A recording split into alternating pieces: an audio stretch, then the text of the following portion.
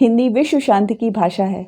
ये मेरे शब्द नहीं हैं यहाँ पर, ये हैं एक जापानी पशु चिकित्सक के जिसने कई साल आकर भारत में काम किया, हिंदी को सीखा, हिंदी को समझा और हिंदी के महत्व को स्वीकार किया और हिंदी की बहुत ज़्यादा प्रशंसा की। उन्होंने हिंदी में लेख भी लिखे और भारत में आकर उन्होंने हिंदी दोभाषीय का काम भी किया था। मूल रूप से तो वो पशु चिकित्सक थे, लेकिन उनको हिंदी से बाद में इतना लगाव हो गया था कि उन्होंने हिंदी में लेख लिखे, बहुत कुछ लिखा उन्होंने हिंदी में। तो आज मैं इस वीडियो के माध्यम से बताऊंगी कि एक विदेशी ने, एक जापानी व्यक्ति ने कैसे हिंदी को महत्व दिया है। इस कहानी को मैं आपके सामने सिर्फ इसलिए लाई हूँ कि आपको ये समझना पड़ेगा कि एक विदेशी आपकी भाषा को इतना महत्व दे रहा है और आप अपनी भाषा को खुद इतना महत्व नहीं दे रहे हैं, जबकि आप कर सकते हैं, क्योंकि ये तो आपकी मातृभाषा है। तो वीडियो स्टार्ट करते हैं। उससे पहले अगर आपने चैनल को सब्सक्राइब नहीं किया या आप मेरे चैनल पर नए हैं, पहली बार आए हैं, तो वीडियो को अभी लाइक कर दीजिए। चैनल को रेड कलर के सब्सक्राइब बटन पर क्लिक करके अभी सब्सक्राइब करिए। पास ही बने नोटिफिकेशन बेल को भी ऑन करिए। सिलेक्ट करिए ऑल को, ताकि मेरे वीडियोस के नोटिफिकेशन आपके पास टाइम से पहुंच जाया करें। हिंदी पखवाड़ा की शुरुआत है। आज मैं आपको पहला वीडियो दे रही हूँ। मेरे इस चैनल को जितने भी लोग देखते हैं, चाहे उनकी उम्र कुछ भी हो, वो सारे के सारे मेरे विद्यार्थी हैं। इस वीडियो के थंबनेल में मैंने थोड़ा सा झूठ बोला है आप लोगों को इस वीडियो को क्लिक करने के लिए, लेकिन आपको इस वीडियो को पूरा देखना है अगर आप हिंदी सीखना चाहते हैं। भाई ये बात तो मैं जानती हूँ कि आप लोग जिसने मेरे इस चैनल को बहुत प्यार दिया है, यहाँ पर जो ज़्यादातर लोग हैं वो हिंदी सीखने वाले हैं। ये वीडियो देखना आपके लिए उतना ही ज़रूरी है जितना आप किसी भी चैप्टर से रिलेटेड वीडियोज़ को देखते हैं। जैसा कि आप लोग जानते हैं, 14 सितंबर को हर वर्ष हिंदी दिवस मनाया जाता है और आज की वीडियो में हिंदी दिवस के ऊपर ही लाई हूँ। एक वीडियो में मैंने आपसे बात की थी कि अब मदर्स डे, फादर्स डे, बहुत सारे डेज मनाए जाने लगे हैं। इसी तरह से हिंदी दिवस भी मनाया जाता है। सबसे पहले बात कर लेते हैं कि हिंदी दिवस मनाने का कारण क्या है, उस हिंदी दिवस मनाने के पीछे इतिहास क्या है। स्वतंत्रता मिलने के 2 वर्ष बाद सन 1949 में संविधान सभा में एक मत से हिंदी को राजभाषा घोषित किया गया था। इस निर्णय के बाद हिंदी को हर क्षेत्र में प्रसारित करने के लिए राष्ट्रभाषा प्रचार समिति वर्धा के अनुरोध पर 1953 से पूरे भारत में 14 सितंबर को हर वर्ष हिंदी दिवस के रूप में मनाया जाने लगा। राजभाषा एक संवैधानिक शब्द है। हिंदी को सन 1949 ईस्वी में संवैधानिक रूप से राजभाषा घोषित किया गया, इसलिए प्रत्येक वर्ष 14 सितंबर को हम हिंदी दिवस के रूप में मनाते हैं। तो हम केवल हिंदी दिवस नहीं मनाएंगे, मैं आपके लिए एक हिंदी पखवाड़ा लाई हूँ। हम पूरे 14 दिन तक हिंदी दिवस मनाएंगे। तो अगर आज आपके लिए मैं इमला का वीडियो नहीं लाई हूँ या हिंदी के किसी चैप्टर का वीडियो नहीं लाई हूँ, तो ऐसा नहीं है कि इस वीडियो को आपको देखना नहीं है, वीडियो बिल्कुल बेकार है, काम का नहीं है। इस वीडियो को आपको देखना भी है और शेयर भी करना है। ज़्यादा से ज़्यादा मैं उन लोगों तक ये वीडियो पहुंचाना चाहती हूँ जो हिंदी को कुछ नहीं समझते हैं और हिंदी को सेकेंडरी लैंग्वेज समझते हैं, जबकि हिंदी प्रथम लैंग्वेज है, हमारी मातृभाषा है। भाई हिंदी को बोले बिना तो हम इंग्लिश भी नहीं बोल सकते ना।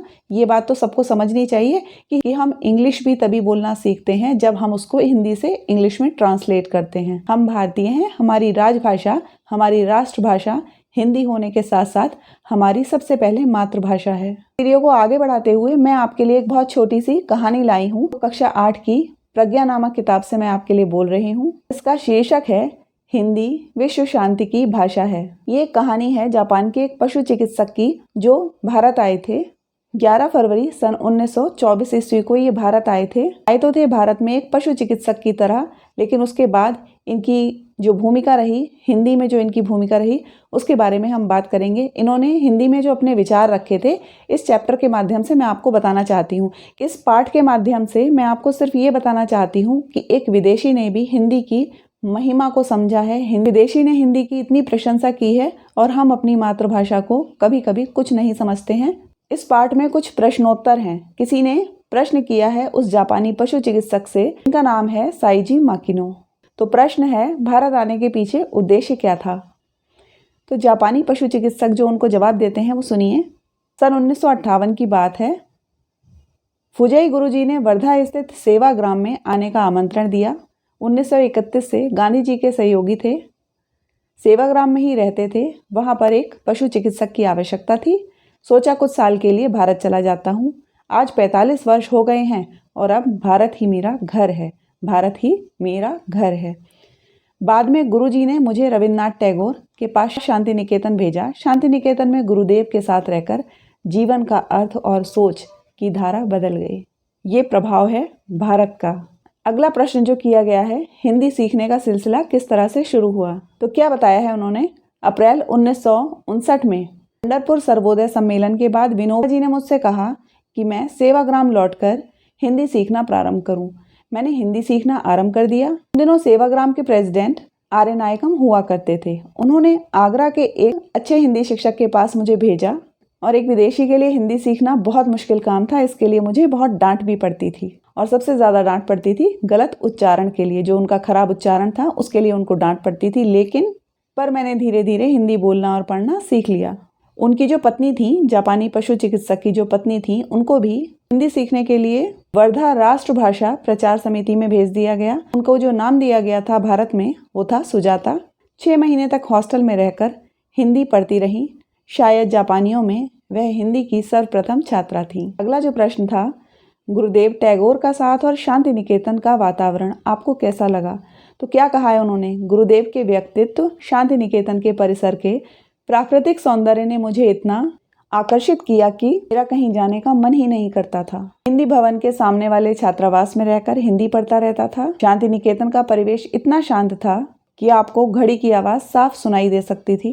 और मैंने पवित्र शांति निकेतन की भूमि को अपने जीवन का आधार बना लिया था। और कितनी अच्छी पंक्तियाँ लिखी हैं साई जी माकिनो ने।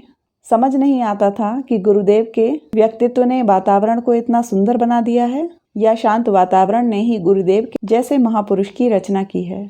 वो रविन्द्रनाथ टैगोर के व्यक्तित्व से बहुत ज़्यादा प्रभावित थे। अगला प्रश्न है, ये बताइए कि आपकी हिंदी यात्रा किस तरह शुरू हुई? तो उन्होंने एक लाइन कही है कि सच तो ये है कि हिंदी की कृपा से ही मेरा जीवन चल पड़ा।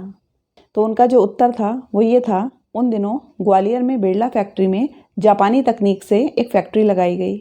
जापानी इंजीनियरों को हिंदी नहीं आती थी और फैक्ट्री में काम करने वाले भारतीयों को जापानी नहीं आती थी। मुझे बुलाया गया और मैंने दुभाषीय के रूप में 400 रुपये प्रति माह पर काम किया। 4 साल तक उन्होंने काम किया और बहुत सारे हिंदी के लेख लिखे।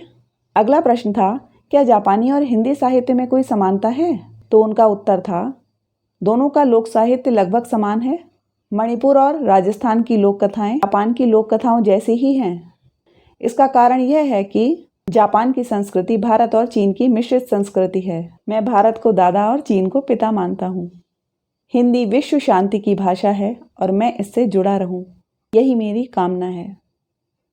और भी बहुत सारे प्रश्न थे, लेकिन यहाँ पर मैं बात करना चाह रही थी हिंदी विश्व शांति की भाषा है, उसके बारे में ही मैंने बात की। इस पाठ के माध्यम से मैं आपको सिर्फ यह बताना चाहती हूँ कि हिंदी हमारी अपनी भाषा है। इसको सेकेंडरी ना समझ के, इसको तुच्छ ना समझ के, इसको डाउन मार्केट ना समझ के, इसको प्यार करना सीखिए। एक बात मैं आपको कहना चाहती हूँ, बाकी कोई भी भाषा इतनी क्लिष्ट, इतनी कठिन नहीं है जितनी कि हिंदी है। और उसके पीछे कारण यही है कि हिंदी संस्कृत से निकली हुई भाषा है। हिंदी को सीखना है तो काफ़ी कठिन, लेकिन अगर आप चाहें तो ये कर सकते हैं। मेरा ये चैनल हिंदी को समर्पित हो गया है। कोई भी भाषा अपने आप में छोटी या बड़ी नहीं होती है, लेकिन जैसे मातृ प्रेम होता है, पितृ प्रेम होता है, लेकिन सबसे ऊपर देश प्रेम होता है। उसी तरह से आप कोई भी भाषा बोलिए, कोई भी भाषा पढ़िए, किसी भी भाषा का अध्ययन करिए, लेकिन आपकी जो अपनी मातृभाषा है, जिससे आपकी पहचान है, वो सबसे ऊपर होनी चाहिए और वो सबसे ऊपर ही है। आशा करती हूँ आज की वीडियो आपको पसंद आई होगी। पसंद आई है तो लाइक और शेयर करना मत भूलिएगा।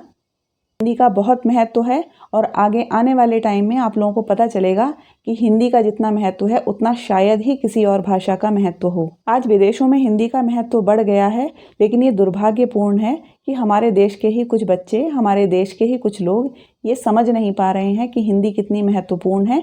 और हिंदी को प्रेम करना, अपनी मातृभाषा को प्रेम करना, ये कुछ गलत नहीं है। हिंदी को सीखना, बोलना, मैं तो हिंदी बोलने में अपनी शान समझती हूँ और हिंदी को शुद्ध रूप में बोलना उतना ज़्यादा ज़रूरी है। को शुद्ध रूप में बोलिए, हिंदी को शुद्ध रूप में लिखना शुरू करिए, उसमें गलतियाँ नहीं करिए, क्योंकि जब आप बोलते हैं, सुनते हैं शुद्ध रूप में, तो आप लिखते भी शुद्ध रूप में हैं। मेरा चैनल